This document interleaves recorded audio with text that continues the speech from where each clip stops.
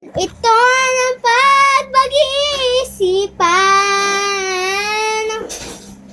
Kasi yung pagpag-isip, kasi itong buong pamilya, yung buong pamilya, kung nagagalit sila, okay lang, wag ka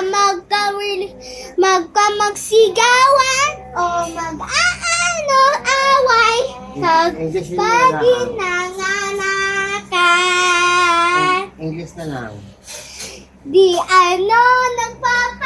hindi tayo nag-i-English, nag-aano tayo ng Tagalog, ng mahal ng buong pamilya. Sa ting ng pag-anip, nagpapaisip natin yung paggaling ng Diyos, yung pag-anisip natin na mapagsano ng Diyos. Huwag natin magkakalumutan si Diyos. At yung pamilya ay mabait.